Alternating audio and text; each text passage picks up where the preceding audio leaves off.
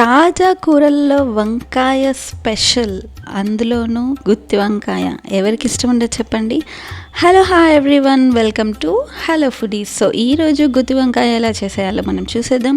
So ముందుగా వీడియోలో చూపిస్తున్నట్టు వంకాయలని శుభ్రంగా కడిగేసి ఆయిల్లో ఇలా ఫ్రై చేసుకోవాలి, మధ్యలోకి కాటు పెట్టి. సో వంకాయ ఇలా బాగా వేగిన తర్వాత ఒక్కొక్కటి మనం వేరే గిన్నెలోకి తీసుకోవాలి.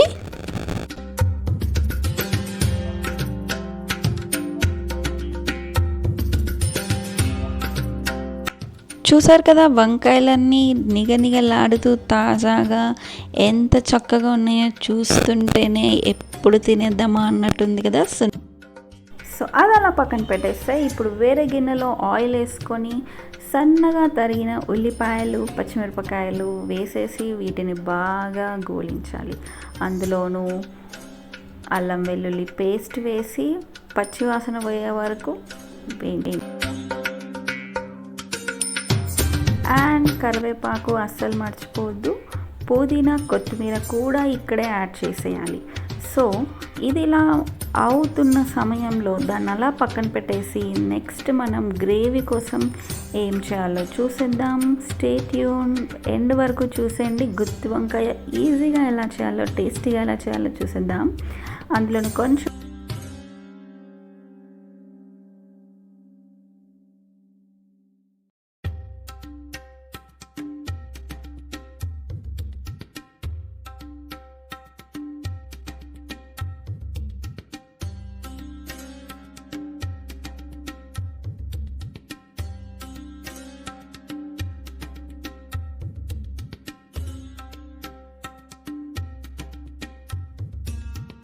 పసుపు యాడ్ చేయండి మర్చిపోకుండా.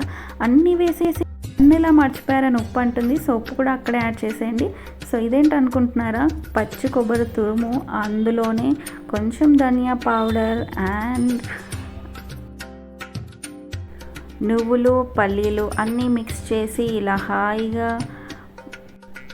కాదు బాగా, సో అప్పుడప్పుడు అలా ప్రాసపోతుందనమాట, అడ్జస్ట్ అయిపోవాలి. సో ఉల్లిపాయలన్నీ బాగా వేగాయి కదా, ఇప్పుడు మనం ఏదైతే మిశ్రమం రెడీ చేసుకున్నామో దాన్ని ఉల్లిపాయ దాంట్లో వేసేయాలి. సో కొంచెం వాటర్ యాడ్ చేసుకుందాం. అందులోనే కారం, ఆల్రెడీ ఉప్పు వేసాం కాబట్టి ఇంకొంచెం ఉప్పు యాడ్ చేసుకున్నా పర్వాలేదు. సో ఇక్కడ మనకి గ్రేవీ అయితే రెడీ అయిపోతుంది. సో చూసారా, గ్రేవీ అయితే ఆహా రెడీ అయిపోవచ్చింది. సో ఇందులోకి మనం కొంచెం చింతపండు పులుసు కూడా యాడ్ చేసుకోవాలి. టేస్ట్ చాలా బాగుంటుంది ఇలా చేస్తే.